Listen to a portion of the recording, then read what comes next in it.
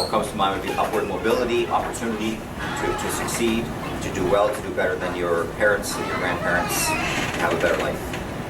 Which is not just for America, but I think in any free country you would have, you leave a non-free country, an oppressive country to go to a free country and have a better life. The American dream is the possibility that every race, religion, affiliation, community has the opportunity to work and achieve and seek fulfillment in a country that provides that to everyone. Well, I think what everyone thinks about, right, the American dream, I guess, is like the nuclear family dream, the 1950s and 60s, where, prosperity is coming to everyone, and you live in the suburbs, you have 2 cars, and you have 2.3 children, right? But I really think that the American dream is, sadly, about success. And I don't know if that's originally what it meant out to be. I think the American dream was opportunity. And with opportunity can come success, however you want to define it. But I think now the American dream is basically defined as money.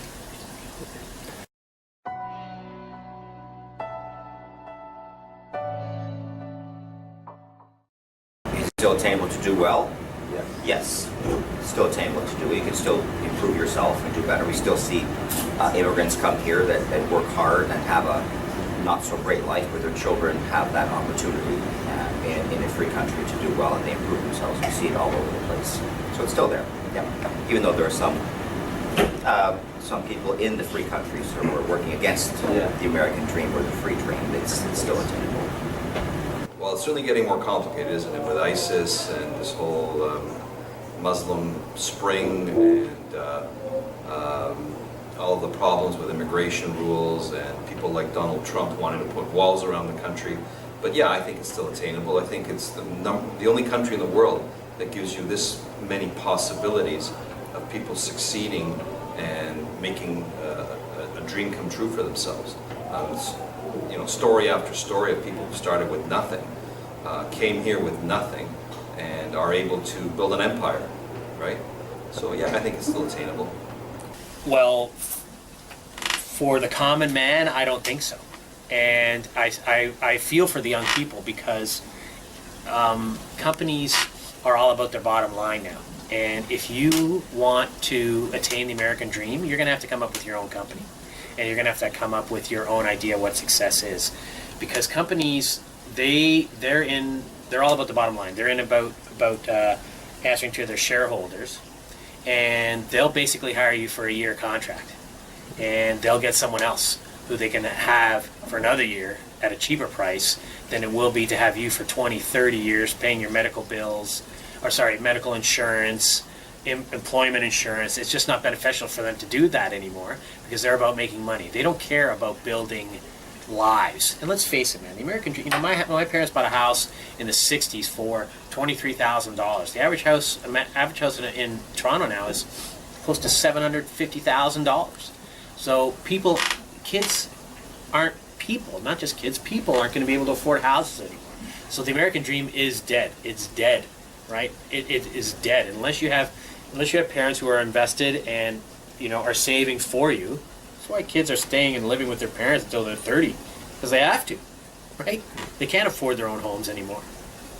So when it comes to the term the American dream, when you hear of that, what comes to mind? When I hear the American, I'm going to write that down. I want to make sure that I don't forget it. American dream. What comes to mind? Comedians come to mind. There are a lot of comedians that have talked about the American dream and have talked about how for a lot of people it ends up being the American nightmare instead of the American dream.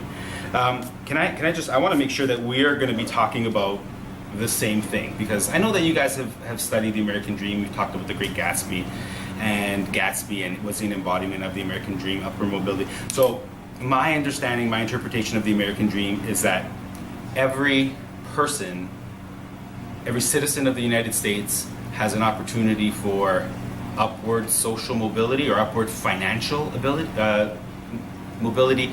Is it social mobility, financial mobility? They have the right to own property. They have the ability to make money and support their kids. Is that what we're talking about? Okay. So that's my understanding of the American dream on paper. Now, American dream is an idea that came out of the 1930s, right? There's a big portion of Americans that weren't part of the American dream, right? Like, are you guys aware of that? Like, who? What portion of Americans were not part of the American dream, or didn't have the same rights to, eventually end up with, the American dream? Like, look at all this stuff. That who? Not in the 19th. They weren't really slaves in the 1930s, but people who were formerly slaves. So black people were not. They did not have voting rights. They didn't have voting rights. They weren't allowed to use the same water fountains as everybody else. So when I hear the American dream, I immediately kind of go back to the Declaration of Independence and the Constitution of the United States, where all men are created equal, when in reality there's a bunch of rich people sitting behind the table and they're looking at each other and they're winking at each other and they're saying, hey, yeah, all men, right? Like, let's make sure we know what we're talking about, right? It's all men. Yeah, I will say all men, but really it wasn't all men. There was a good portion, 10%, 15%, 20%, that were not part of that same little pool of people who were allowed to own property, who were allowed to go out and make money, who were allowed to attend schools, and that's the embodiment of the American dream, and it was missing for those people for a long time, and a lot of people would say that it's still missing now. And I think the American dream, if we're going to isolate it and say all Americans have a chance to make money, to support their children, to send their kids to school, and it's going to be based on achievement and ability as opposed to inheritance, like what your parents have. Yes, does that sound reasonable? Yeah. Then that has changed now, and it's changed with the rise of the influence of money in politics. The influence of money in politics, and the influence of corporations in making laws. So 1980s, companies that were studying organisms said, we want a patent on this living thing. We want to own this living, we want to own its genetic code, and we don't want anybody else to be able to do anything with it. And the Supreme Court of the United States said no. And they said no, and then they said no until the balance shifted in favor of corporations, and the Supreme Court changed their mind and said, yeah, you know what? We'll let you own these organisms. And what that's done down the line is it has cost many thousands of farmers their livelihood. They owe money to corporations, their soil gets torn apart by fertilizers and pesticides that they have to use that are specific to the crops that they're using. They lose money and they end up losing their farm, and then more property goes into the hands of big corporations because they were able to subvert the American dream. They're able to take, the right of every person to make money, send their kids to school, have a good life, and say, you know what, we're going to make some laws that's going to make it just a little bit tougher for somebody without money to do that. And then we're going to make it a little bit tougher for somebody without money to do that. And then a little bit tougher. And what happens is this big pool of people at the top that has all the money and all the property, that pool gets smaller, but the amount of money and property that they own gets bigger. And the group of people in the middle, who are supposedly the ones that have equal access to education, equal access to the ability to rise in social standing, that pool in the middle gets smaller at the expense of, or at the cost of, increasing the pool all the way at the bottom. There are more people below the poverty line in the United States now than there have been, I think, in the last 50 or 60 years. And it's criminal that corporations are allowed to, so somebody who wants to go out and work and wants to work and wants to better the family and wants to improve their family and wants to send their kids to school, that they have to work a set of hours that is 1 hour less than full time. So it means that the company doesn't owe them any benefits, they don't owe them any health care, and then these people have to rely on the government to allow them to see a doctor. And corporations are allowed to do that. And the American dream has been subverted. And it's been subverted by a small pool of people at the top. And I say people, it's not really people, it's corporations. Run by people, sure, but when your bottom line is I want to make as much money as possible, then it becomes very easy to, neglect like the social contract, taking care of the average person in your society with an understanding that that's going to raise you know, the standard of living of the entire society. I need to have a 170-foot yacht. And if I don't have my 170-foot yacht, life has not done me right. And I need to make sure that I'm going to have my, you know, $6 billion. My company's going to have it $6 billion of profit this year, but the people that work for me, they're not able to see a dentist.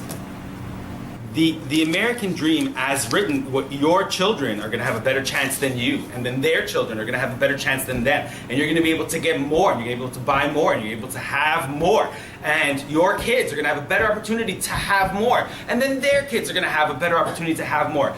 At what point does this become a pyramid scheme? At what point do you see the pyramid where the kids at the bottom all have more than the generation before, which was a smaller generation, than the generation before, which was a smaller generation before, and we have produced, and I think that there's a lot of evidence in the last, I'd say 30 to 50 years, that it is a culture of excess. It is, I need more. I want more. I need more stuff. I need more things. I need more stuff in my house. Because if I don't have more stuff in my house, then I am not going to be happy. If I don't buy those movies, if I don't buy that extra computer, if I don't have that extra car sitting in my garage for 6 months out of the year, then I am not going to be happy. And how much waste is produced in a society that lives like that? That every person needs more for themselves to be happy. The American dream says, I deserve more. I work hard, I should buy the shit that I want. And my kids should be able to make more money than me to buy the shit that they want. And at what point do the resources of that country run out? At what point are they out? At what point are they done? At what point do they squander and waste their wealth on, I hate to use this term, but it's something that's popped up a lot. Again, those comedians that talk about the American dream, they waste and squander their wealth on spinning rims without ever actually becoming happier. And at what point does that country start to nosedive because their people, instead of spending their money on educating their kids, they're spending their money on making sure that their kids have the nicest tracksuits at school?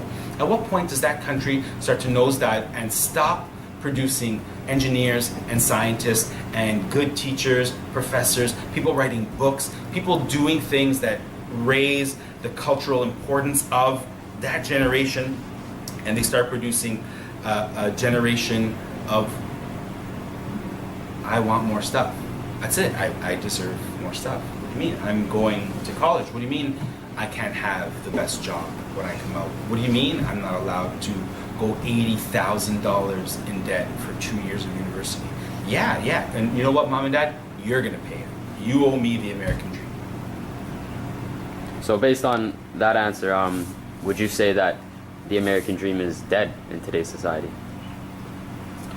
Okay, so I need to kind of go back a little bit on some of the stuff that I said, because even with all of the social ills that we can see in a country like the United States, and that we can see in developed countries or developing countries all over the world, it still has a standard of living that's substantially higher for the average citizen than a lot of other places, right? And that means that something is going well, something's working right. And the standard of living in the United States now, I don't know how it compares to 10 or 20 years ago, but I'd say it's probably better than the 1930s, probably better than the 1920s, which means that there is motion in the positive direction. And what it takes to make the American dream something that's attainable for the average citizen, or to make it live, or to make it alive as opposed to having it be dead, is just a few minor changes in some of the laws and some of the systems and some of the structures in the United States. One big law that I think or one big ruling by the Supreme Court that I think is on its way out soon is the ruling that said corporations are people, effectively. Have you guys heard about that? The ruling that corporations are people? Like, was that something that came up in class? So it's that you are allowed to say basically whatever you want. The government cannot control what you say, or cannot, as long as you're not being libelous, or there's a few very specific situations, but you're basically allowed to say whatever. You're allowed to support any political candidate that you want. And there was a ruling a few years ago where the United States said, well, companies, since they don't really have a voice, they're not a single person standing up and saying anything, they should be allowed to speak with their money. And there should not be a limit on how much money they can give to various political parties or political candidates. So companies effectively, when they get incorporated, they become people, they become like citizens of the country, and they're allowed to speak with their money.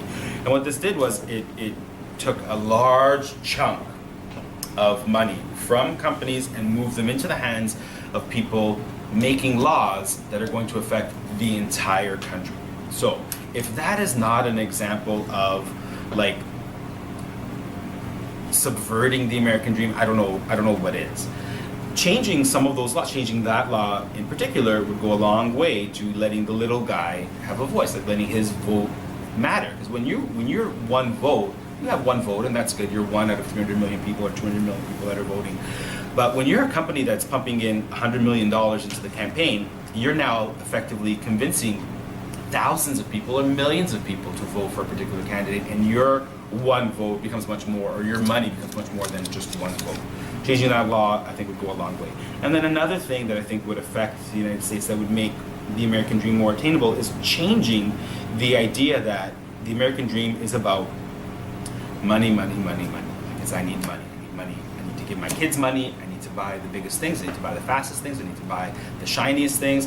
And making it more about living a fulfilling life, even though you're not out to screw everybody out of every dollar that you can.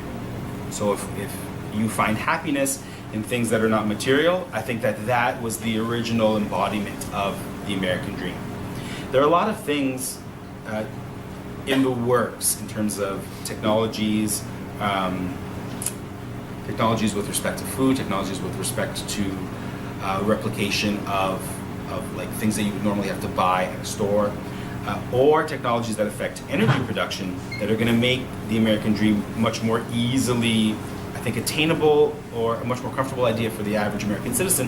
When you have freedom from limitations on energy, like right now, if you have to go to work, you have to buy gas for your car, right? That's going to cost you money. You have to spend money on food. But when you have the ability to get easily attainable energy, renewable energy from solar sources or from wind sources, or store energy that you've made in the summer in big battery banks in your house for use in the winter, that's going to save Americans a lot of money. It's going to save them a lot of hassle, and it's going to free up money and time for them to spend a bit more time doing things that they enjoy, as opposed to working to make enough money to pay for the necessities of life. And that, I think, you know, like, there are a lot of discussions about this, and a lot of you know, really smart people working on what society will look like in 20 to 40 years when we'll live in what's called a post-scarcity society. Have you guys ever heard that term before? I've used it. I don't know if I've used it in your class, but I've used it for sure. Post-scarcity society. What will society look like when people aren't running out of stuff? When you don't have to, when capitalism is not the system in place, because there's no limitation on what's available. I have to go to the store and I have to buy a hammer. I have to fight with other people to buy that hammer. Not because I'm actually physically fighting for them, but we're basically negotiating with the seller of that hammer. How much do you want to pay for this hammer? They're selling it for $10. These people are going to say, no, I don't need your hammer for $10. And I'm going to buy it for $10. But when that hammer can be made at home by me with a few raw resources that I dig up in my garden, or that I go and collect from, you know, somewhere in, you know, the outside of the city, and I can make my own hammer for far less than $10, or I can grow my own food, enough food for the entire year, then what will society look like? And I think the American dream is going to be, it's going to go back in the direction of, you know, in favor of the majority of citizens when that happens. And so it takes some change in laws, and it's going to take that post-scarcity society. For now, I mean, definitely, you know, the idea that everybody has the same opportunities, equal opportunities. If you go out and you work hard, then you're gonna, you know, have the same chances and moving up in society as everybody else. I think that's not the situation that they're looking at in the United States right now.